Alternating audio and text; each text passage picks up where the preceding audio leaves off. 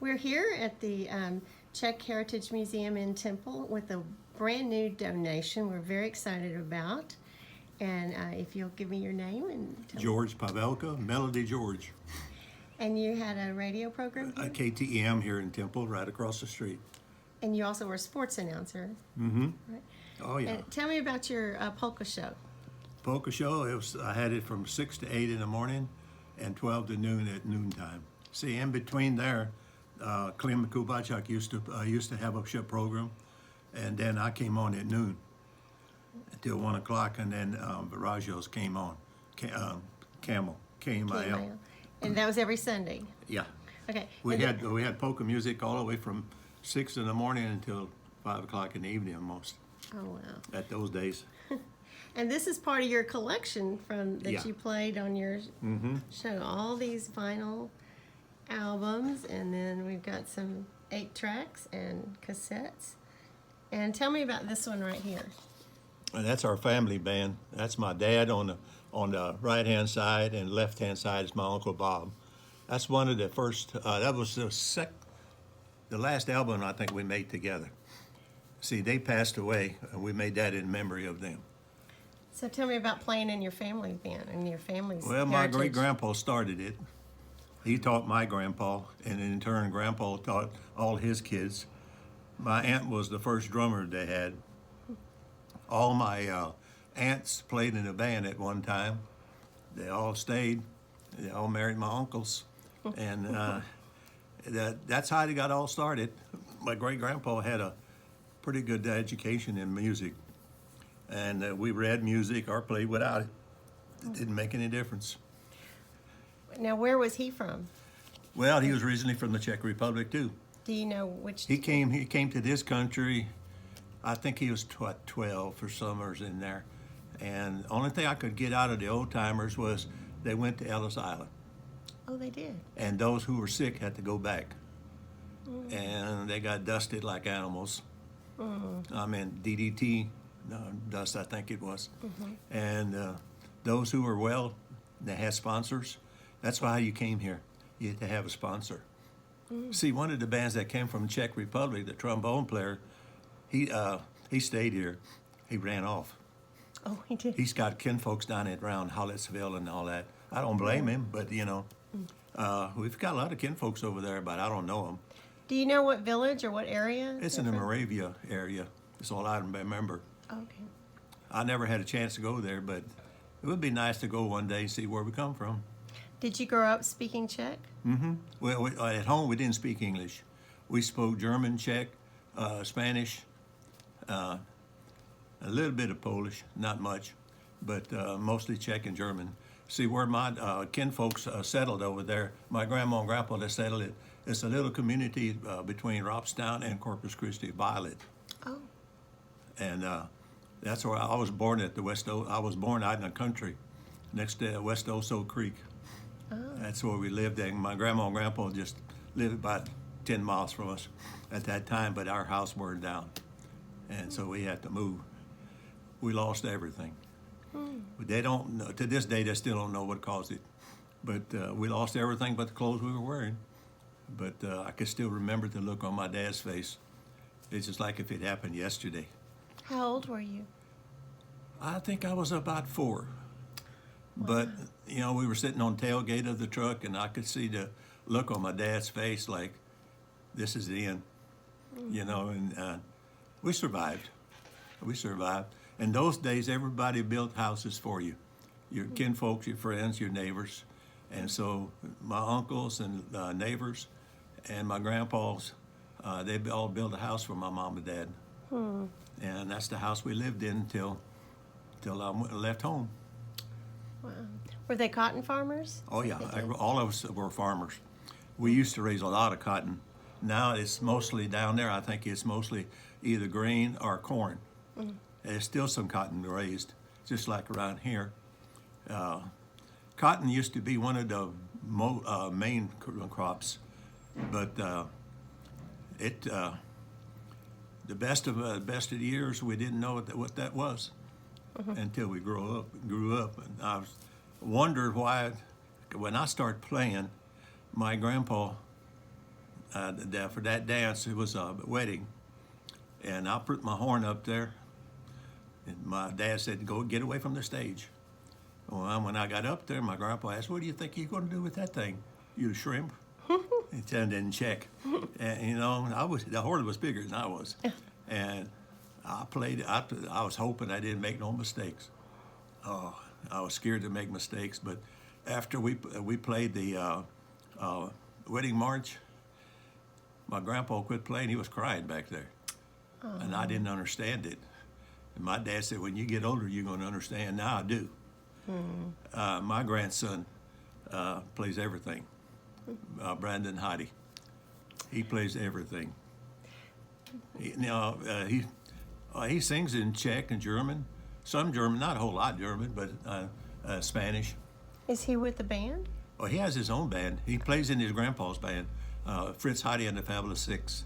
Oh, okay. And see, his daddy is my son-in-law, Oh, okay. Scott Heidi, and we're all from musical families. See, when I was still in high school, I played with Joe Patek at different times.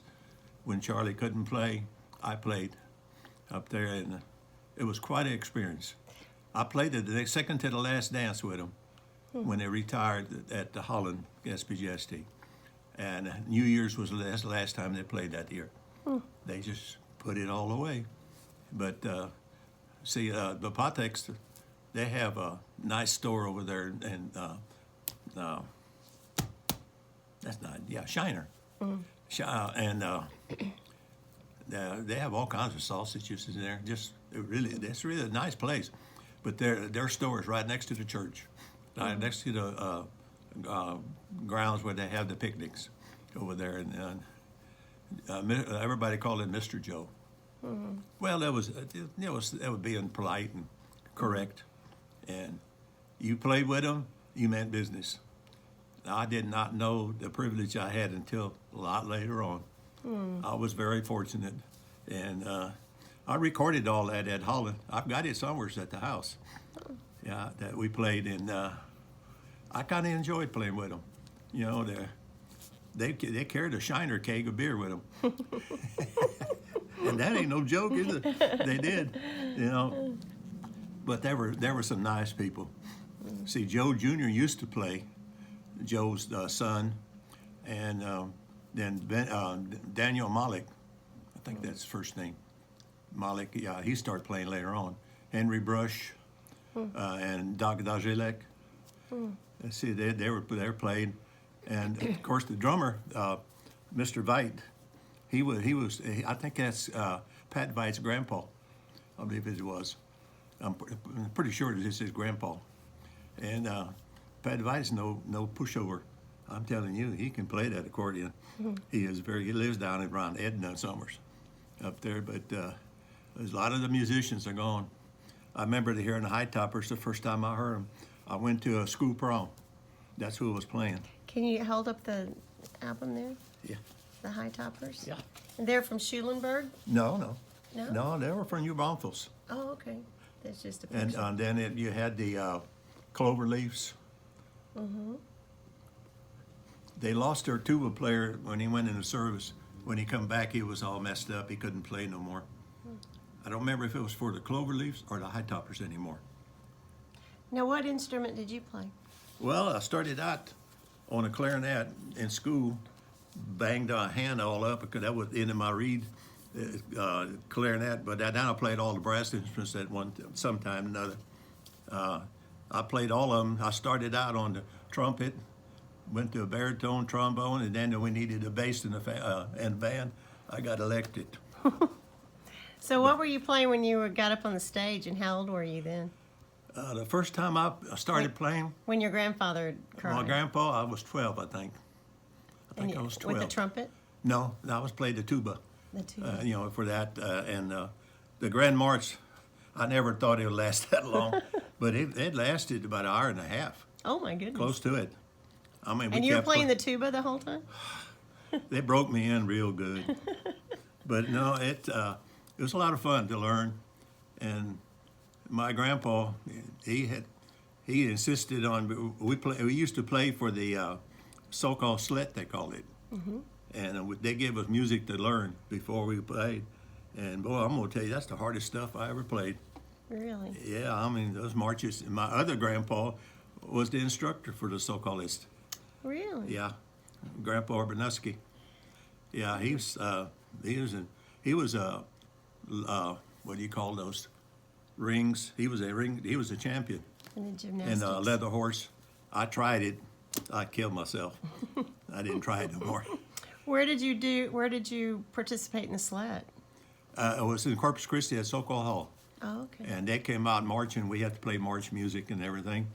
They were quite active in that time up there. And they're still active up in Ennis and Dallas. Fort Worth. Yeah. They're still pretty active there. But that's how gymnastics started in the country. Europeans, we brought it here up there. And then my grandpa, he was a little guy, but he was sure built. But he was a farmer. We were all farmers. And I still have a lot of relatives in West. I don't even know most of them, but especially the younger ones, I don't know them. They were still babies. Now, how did you get into the radio business? Radio business, that was accidental. Bernie Gabala, when he was the vice president of the SVJST, he was doing the program. And we were doing a Czech play at the Civic Center. And he talked me into coming by. And that's how I started up there. He was just elected, I think, vice president. And he couldn't do both of them at that time. So he talked me into taking it. But it was quite an experience. It was a lot of fun. I usually got up at 4 o'clock, 4:30.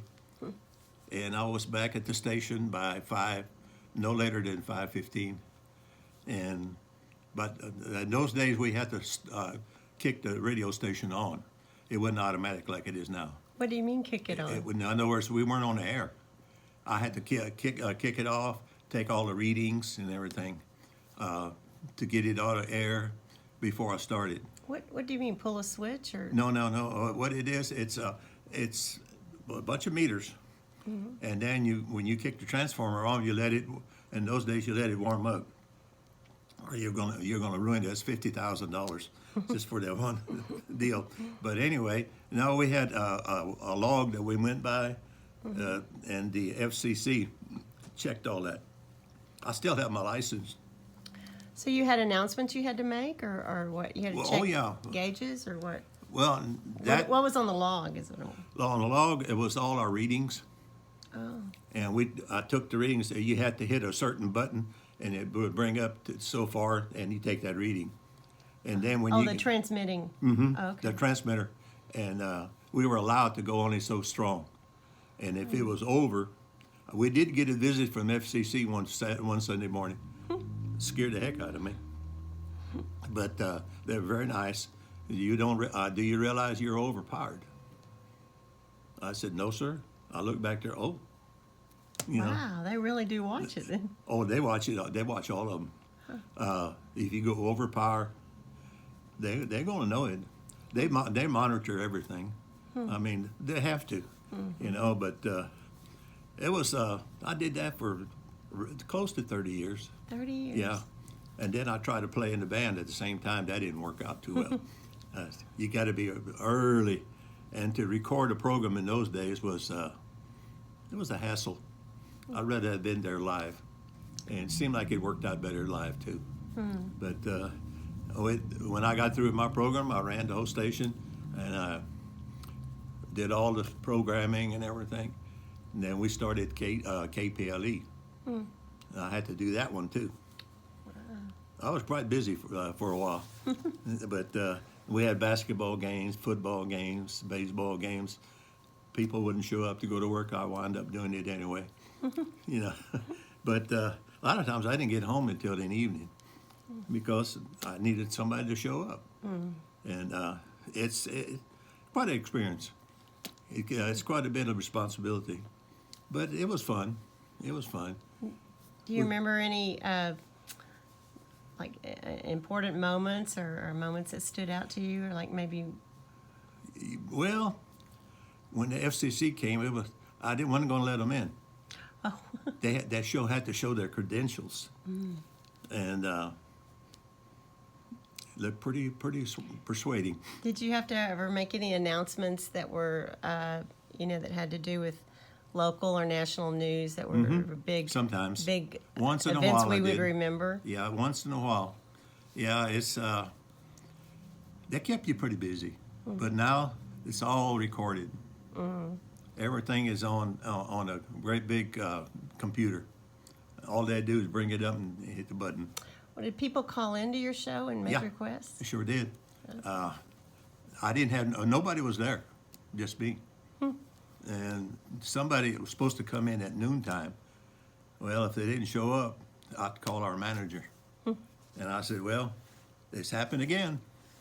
I said, whoever's supposed to come in, not here. He said, just keep on going.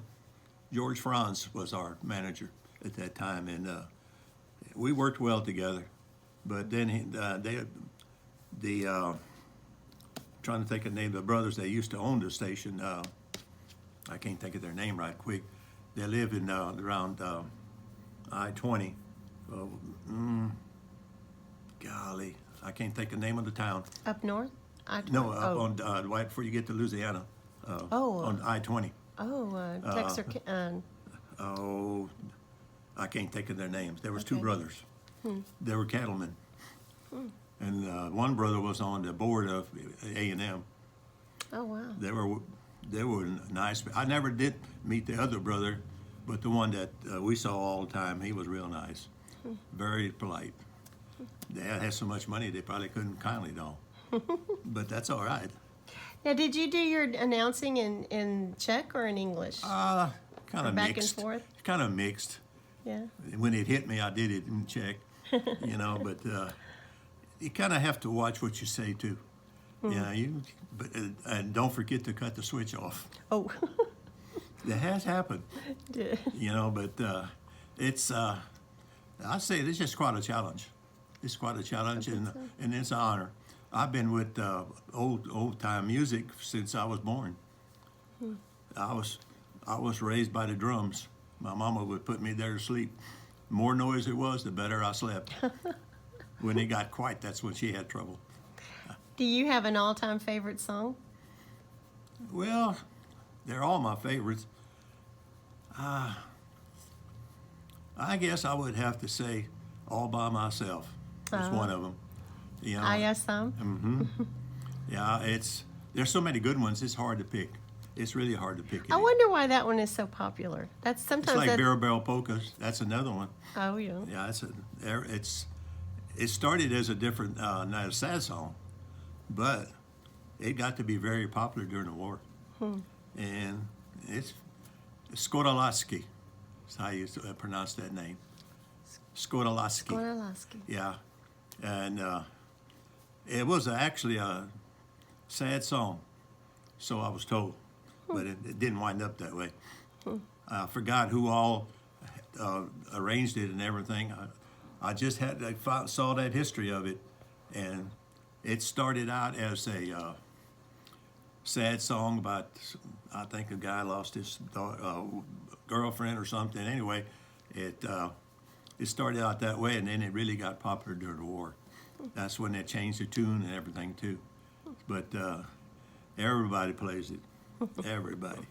But I was fortunate enough to grow up in a family that had a lot of talent. And my grandpa, my daddy, see, all my uncles, they were in the band, and we had a 7-piece orchestra. Wow. We started out originally as polka band, didn't wind up that way. We still play a lot of polkas, but then in country and western came along, and we played big band music, Dixieland, and when he started that, Grandpa said, "That's it. I don't want to play none of that junk." But he was all for the old country, and that was good. What was his name? John Pavelka.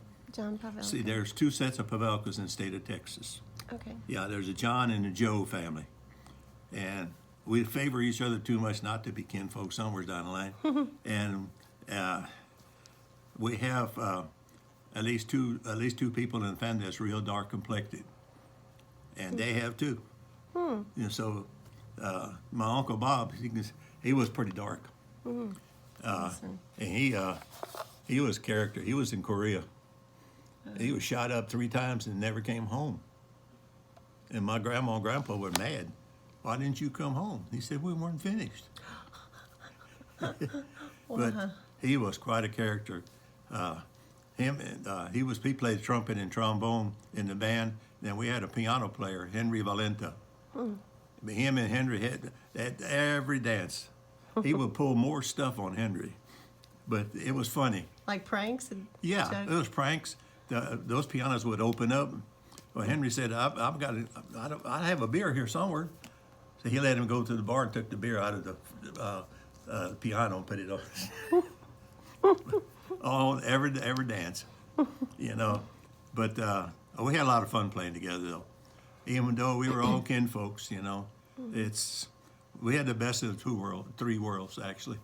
I got to grow up around all my uncles and aunts. I have only one aunt, and she was our drummer, Georgie. My grandpa called her Kaja. No, Why? that's a nickname. What does it mean? I'm not sure.